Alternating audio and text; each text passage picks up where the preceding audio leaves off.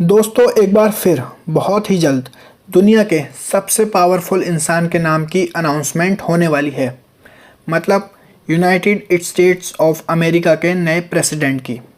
जो बाइडन और Donald Trump दोनों में से कौन होगा अगला दुनिया का सबसे पावरफुल इंसान, ये पता चलने वाला है बहुत ही जल्द। और आज की इस वीडियो में हम जानेंगे यूएस के इलेक्शन के बारे में कि कैसे यूएस में इलेक्शन किए जाते हैं और उसके प्रोसेस के बारे में। तो फ्रेंड्स, कैसे हैं आप लोग? मैं हूं आपके साथ अजीज़ अहमद और स्वागत है आप सभी का आपके अपने YouTube channel GK study hive पर। सबसे पहले कुछ ज़रूरी बातें जान लेते हैं।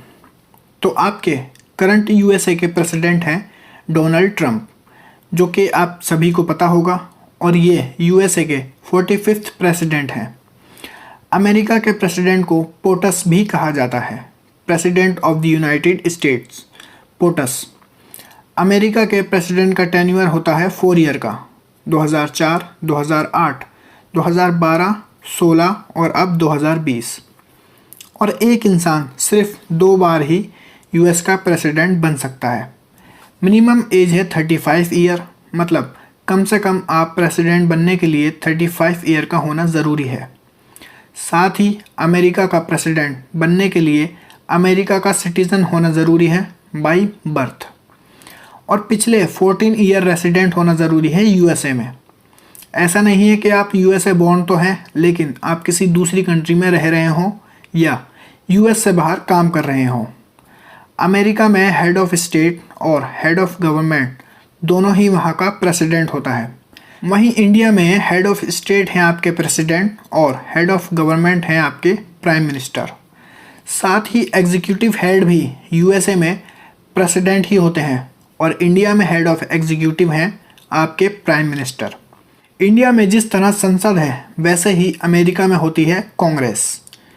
लोअर हाउस लोकसभा की जगह है हाउस ऑफ रिप्रेजेंटेटिव, और अपर हाउस राज्यसभा की जगह है सेनेट, जिसमें 100 मेंबर होते हैं। जिस तरह इंडिया में किसी मिनिस्टर का दोनों हाउसेज में से किसी एक हाउस का मेंबर होना ज़रूरी होता है, वैसे यूएसए में मिनिस्टर का किसी भी हाउस से मेंबर होना ज़रूरी नहीं होता और प्रेसिडेंट ही किसी को भी मिनिस्टर चुन सकते हैं। तो ये थी अमेरिका के प्रेसिडेंट से जुड़ी कुछ बेसिक बातें जो आपको पता होना ज़रूरी हैं। आगे जानते हैं अमेरिका के प्रेसिडेंशियल इलेक्शन के बारे में। तो अमेरिका में आपकी 2 मेन पार्टी हैं। पहली है आपकी डेमोक्रेटिक पार्टी, जो कि एक लिबरल सोच वाली पार्टी है, जिसका पार्टी मार्क है ब्लू एंड रेड कलर में एक एस।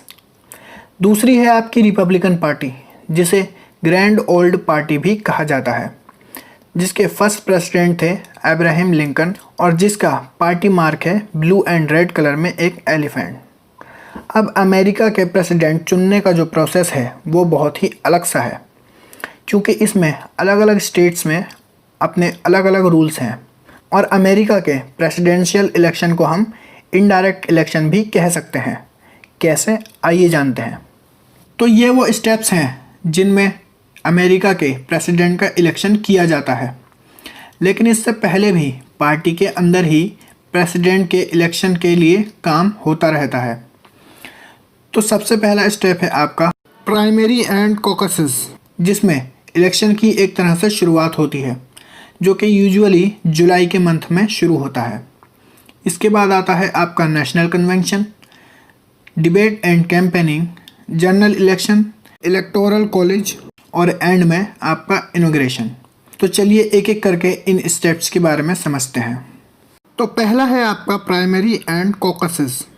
ये दोनों ही एक तरह के मेथड हैं जिससे किसी भी पार्टी में प्रेसिडेंट के इलेक्शन के लिए खड़े होने वाले पर्सन को इलेक्ट किया जाता है, जिसमें डेलीगेट का सपोर्ट होना ज़रूरी होता है। डेलीगेट वो लोग होते हैं जो कि किसी भी स्टेट में पार्टी की तरफ से मेंबर होते हैं, जिन्हें हम लोकल लीडर भी कह सकते हैं। अब ये डेलीगेट्स अलग अलग स्टेट में अलग अलग नंबर्स में होते हैं, उस स्टेट की पॉपुलेशन के हिसाब से, कहीं ज़्यादा कहीं कम। तो हर स्टेट में सभी पार्टी अपने अपने डेलीगेट खड़े करती है और फिर ये डेलीगेट्स हर स्टेट में वोटिंग के द्वारा चुने जाते हैं। अब इन डेलीगेट्स को चुनने का तरीका भी यूएसए की अलग अलग स्टेट में अलग अलग है। कहीं वोटिंग करते हैं पार्टी के रजिस्टर मेंबर्स, कहीं वोटिंग करती है वहाँ की जनता, तो कहीं वोटिंग करती है वहाँ की जनता और पार्टी मेंबर दोनों, जिससे वहाँ डेलीगेट चुना जाता है। और इस इलेक्शन को भी कराने के अलग अलग स्टेट में अलग अलग तरीके हैं। पहला है आपका प्राइमरी, जिसमें वोटिंग एक बैलेट पेपर पर की जाती है जो कि एक सीक्रेट होती है। दूसरा है आपका कॉकसेस। इस मेथड में एक हॉल में सभी मेंबर इकट्ठा होते हैं और वहाँ ओपन वोटिंग कराई जाती है। जैसे जो ए पार्टी का समर्थन है वो इस कोने में आ जाए और जो बी पार्टी का समर्थन है वो दूसरे कोने में चला जाए, कुछ इस तरह। इस इलेक्शन के बाद चुने हुए डेलीगेट्स फैसला करते हैं कि उनकी पार्टी से कौन होगा जो प्रेसिडेंट के इलेक्शन में खड़ा होगा, जिसे कहा जाता है नेशनल कन्वेंशन, जिसमें किसी पार्टी के प्रेसिडेंट उम्मीदवार लोग अपनी पार्टी के डेलीगेट्स को उनका नाम सेलेक्ट करने के लिए उनके साथ स्पीच करते हैं, उनके साथ बात करते हैं और अपने एम सामने रखते हैं ताकि उनकी पार्टी के डेलीगेट्स उनका नाम सजेस्ट करें।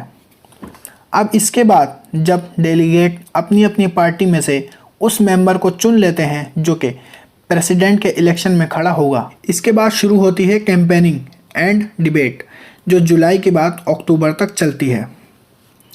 प्रेसिडेंट सीट के उम्मीदवार सभी स्टेट में कैंपेनिंग करते हैं और अपना इलेक्शन प्रचार करते हैं।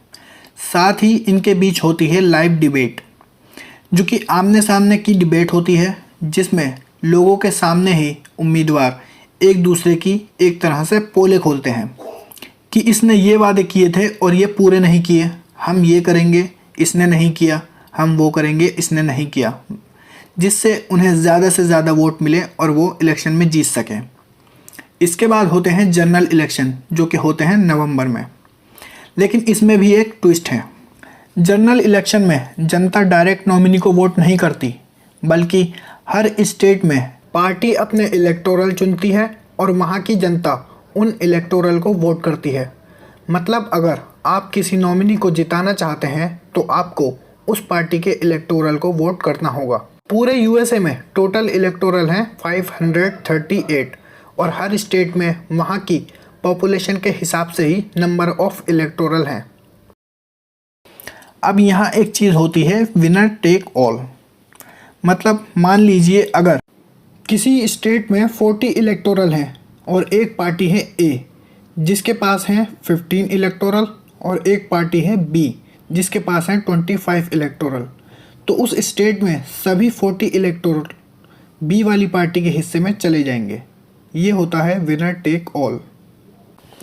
इस प्रोसेस की वजह से यूएसए की कुछ स्टेट को कहा जाता है स्विंग स्टेट्स। मतलब यूएसए में कुछ स्टेट्स तो पार्टी की फिक्स स्टेट हैं, मतलब उन्हें पता है कि इस स्टेट में तो हम ही जीतेंगे। लेकिन कुछ स्टेट्स ऐसी हैं जिन्हें हम स्विंग स्टेट्स कहते हैं, जिनमें लास्ट मोमेंट, लास्ट डे तक जनता का मूड ही पता नहीं चल पाता कि कौन सी पार्टी वहाँ जीतेगी, और ज़्यादातर नॉमिनी इन्हीं स्विंग स्टेट्स में ज़्यादा ध्यान देते हैं। इस इलेक्शन के रिज़ल्ट के बाद ही पता चल जाता है कि कौन अगला प्रेसिडेंट चुना जाएगा। लेकिन इसके बाद भी चुने हुए इलेक्टोरल वोटिंग करते हैं प्रेसिडेंट और वाइस प्रेसिडेंट के लिए, जो कि दिसंबर में होती है, और जनवरी में कांग्रेस में इसकी काउंटिंग की जाती है, जिसके बाद फाइनली प्रेसिडेंट के नाम की ऑफिशियली अनाउंसमेंट की जाती है। और इसके बाद इनॉग्रेशन वाले दिन होता है आपका शपथ ग्रहण समारोह। तो ये एक अच्छा खासा लंबा प्रोसेस है जिसमें बहुत टाइम लगता है, और इन्हीं स्टेप्स की वजह से इस इलेक्शन को इनडायरेक्ट इलेक्शन कहा जाता है। ये इतना लंबा प्रोसेस, इलेक्शन प्रोसेस पुराने ज़माने से ही चला आ रहा है, लेकिन इसमें अमेंडमेंट नहीं किया गया जो कि किया जा सकता है। तो ये था आपका यूएसए का प्रेसिडेंट चुनने का प्रोसेस। तो ये वीडियो आपको कैसी लगी आप नीचे कमेंट बॉक्स में लिख कर मुझे बता सकते हैं।